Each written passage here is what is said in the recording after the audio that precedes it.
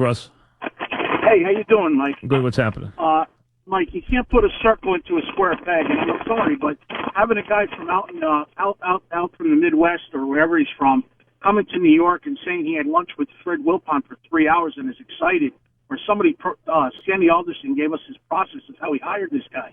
I'm sorry, but this is a bad hire. You don't know that. I mean, that's just ridiculous. How do you know it's a bad hire already? Wait a second. How can we give this guy the benefit of the doubt? How about the fact that he comes out of a top organization and worked for years for the guy who's the best manager in the sport? I mean, how about that? Right, but how many? So you act like he came off the turnip truck. The guy came from the World Series.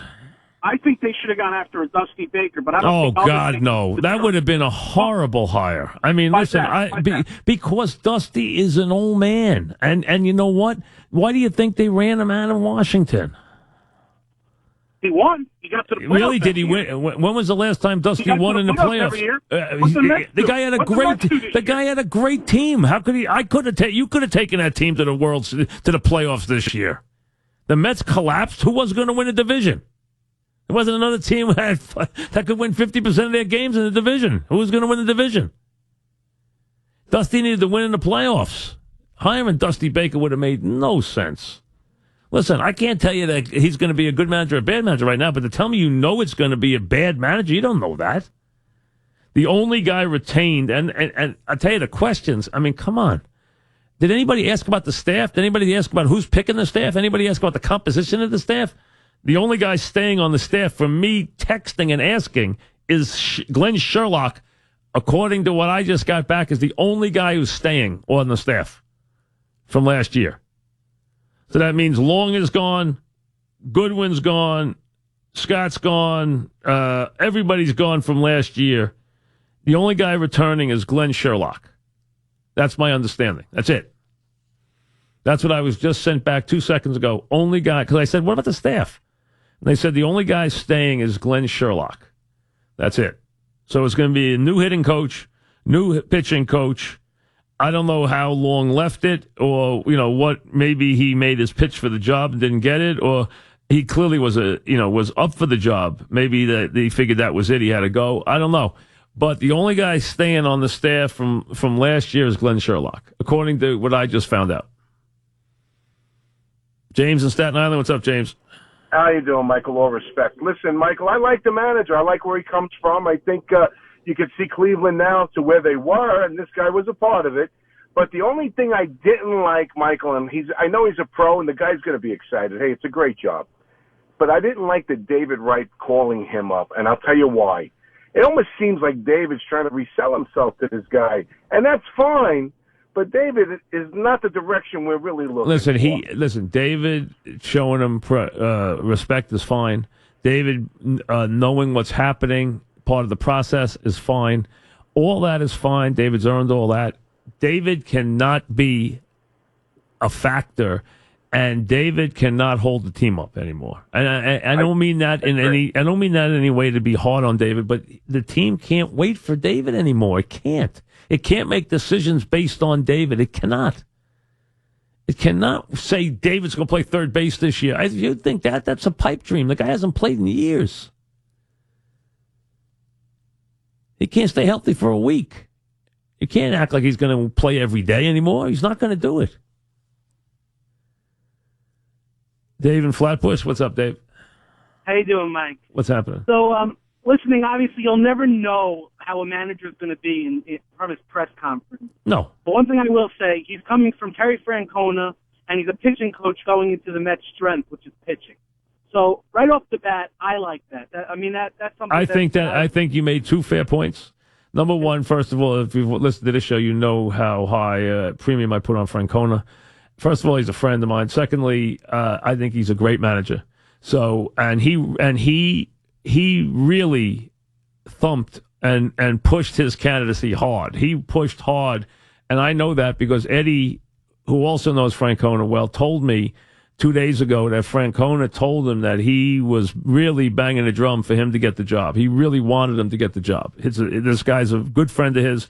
He thought he was ready to be a manager, and he thought this should be his time, that he's put in his dues being the pitching coach for years, and he earned the chance to be a manager of his own team, and he really wanted to see his guy be a manager. So he was pushing very hard.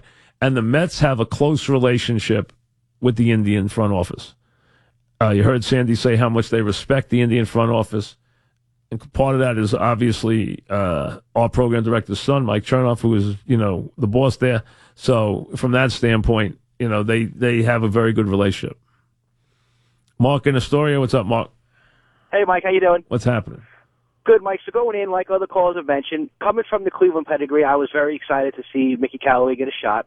And I was interested to see his personality somewhat during the press conference. And honestly, the rah-rah, and it might be over the top, but it certainly didn't negate my feeling towards the positive background with the Indians. And I'm excited. I'd like to see somebody with this kind of mentality, maybe an outsider's viewpoint or a different way of being. I don't know how well we'll play in New York, but it's at least worth a try considering where he's coming from.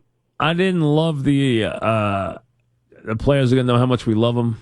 A little intense, I get it. It's not something that I'm that worried about is how much they love, But again, be that as it may, you just back off. I want to see the staff he assembles, number one, because I'll learn something from the staff. Is it a teaching staff? Is it is it a professional staff? Is it a teaching staff? And like I said, and that's the next big thing to look at, right? Mike, that's the next big thing to look for. See what happens. Well, with the staff. Also, who picks the staff is key. Right. If they handcuff him and they pick the staff, it's a bad sign. Plus, see if he has confidence in himself. If he has confidence in himself, he opens himself up to all kinds of coaches. If he doesn't have a lot of confidence, he's a guy who doesn't want major leaguers on his staff. Some guys don't like that. Now, this guy played in the major leagues. He won a World Series. He wasn't a big-time major leaguer. He was a starting pitcher for a little while. So, on a good Angel team. Does he want guys who are, career guys or not? Does he want... Now, there's nothing wrong with having a mix. A couple of major leaguers, a couple of career guys in the minors, whatever you're looking for. Just get a good staff. And have them be your guys. Most important thing of all, have them be beholding to the manager, not the front office. That's important for me. Mark in Belmore, what's up, Mark? Hey, Mike, how's it going? I personally, I think this is a great hire. I like that he's young. I like that he's under Francona for 5 years. He comes from a great pedigree. But I also think with the whole, treat everybody as individuals, that's also, that's not my style, but I think it makes sense because that's the way of the world now with the millennials, and you got to treat everyone, explain everything, and be nice. You can't go around dropping a hammer left and right like how it used to be. It's just the way things have changed, which also comes with someone who's young. That's you how might be right. Be. Hey, listen, he's 42 years old. He's a former major league player. He won a World Series with the Angels, as we said. He's 42 years old, so that means he came from the Mike Sosa camp too. He had Mike Sosa influence. He had Francona influence. So from that standpoint, two guys who are very good at what they do. Kevin in Stamford, what's up, Kevin? Hey, Mike, what's happening? What's happening? I think I like this signing. We're a pitching strong team, supposedly. And I don't think the staff is broken that bad. So maybe a good new voice in there is gonna, straighten this mess out once and for all. Hey, first thing first, keep the team healthy. I mean that goes without saying. If that doesn't happen, doesn't matter who. Casey Stengel could be the manager, who he mentioned. Casey Stengel could be the manager if you didn't have healthy players. Wouldn't help anyway. And you got to keep your players on the field. Nathan in Brooklyn, what's up, Nathan? Hey, Mike, how are you? Good. What's up? Just to piggyback on what the other callers were saying, I mean, the guy comes from a great pedigree, but if you're like a regular hard-nosed New Yorker, this lovey-dovey stuff didn't sound too great, to be honest with you. I didn't love it either. But let's give him a little chance to maybe appearances. He did say the team could compete this year. Frankie in Yonkers, what's up, Frankie? Hey, Mike, how you doing, man? Good. What's up? I caught the press conference on my way home from work. My only question, I'm excited. You got to give the guy a chance. But the only question I have, which I agree with you because I heard what you said, he must be allowed to assemble his team, or you think Sandy Alderson is going to assemble the team? I hope not. I don't like the idea of the general manager assembling the pitching staff, the coaching staff at all. I think the manager should get it's the first question I would always ask. First question I would ask today, who picks the coaches? I think you got to I hate this idea, well, it's a culmination. I hate that. I hate that. I want the guy to be able to pick his staff. It's his staff. He's the manager. Let him pick the staff. Mike in Bayside, what's up, Mike? Hey, I like the move. I like this press conference, but I want to know, is it going to be tough love, like when he has to Cabrera or Cespedes attitude, or Matt Harvey acts up? Is he going to drop the hammer on these guys? Fair question. Or love them? Fair question. Fair question. I think fair question. A very fair question. He gave you the love. He didn't give you any hammer yet. But yeah, very fair question. Especially with Matt Harvey, Cespedes, guys like that. George in Long Island. What's up, George? Yes, George is here. Yes, George. How you doing today? Good. What's up?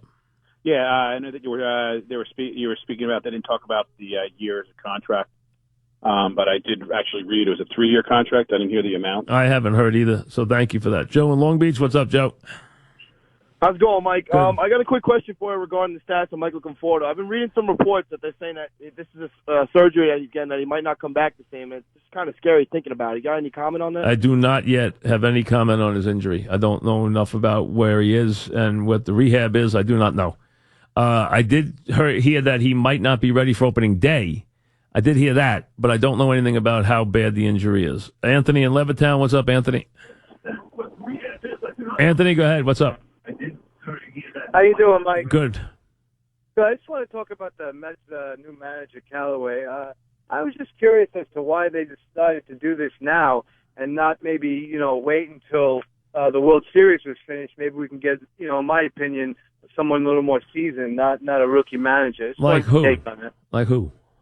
Girardi could have possibly. Girardi be out of their league financially. Plus, Girardi, if Girardi is going to go take a job, if he left the Yankees, he'd take Washington. I mean, he'd probably be considered the guy there. That'd be a job you jump into. That team's ready to win big. That team is really ready to win. That team is ready right now to win big. So, I mean, if I were Girardi, I'd jump into that job if I was leaving the Yankees. And I don't know that he's leaving. But they did it before the World Series because during the World Series, you cannot name a manager. You cannot make a team. They don't want you to. They prefer you don't. They wouldn't automatically fine you, but there is like an unwritten rule that you do not make any baseball announcements during the World Series. They let the world, so you can do it before, you can do it after. That's why they did it today, because they don't like you to take away from the World Series. They like it to be those teams and have the World Series be on the platform by itself, be right in the middle, and not have anybody else creating any news except the World Series. That's why they do that. John in Brooklyn, what's up, John? Hey, Mike, I don't know if you saw all the stats for the Indians pitching staff, but they were at the top of every category. Yeah, they are. Absolutely. Some of them record-breaking this year, yes. If it took love, so be it. I don't care what it takes. Hey, listen, John, I agree with you. If they perform like the Indians perform, God bless them. So you're right. They did. They led the league in strikeouts 4 years in a row. This year they set records for strikeouts to walks. That's how good they were. They had a special pitching staff. Now, part of that's having good pitchers, but he did improve a lot of guys. That is a fact. He did improve pitchers. That is without question true. This guy had a habit of improving pitches. Now, he's not been in charge yet. He's not been in the boss yet. He has been a lieutenant. Now he's in charge. There's a big difference. Now it's all his deal. Now it's all his rules. Back after this.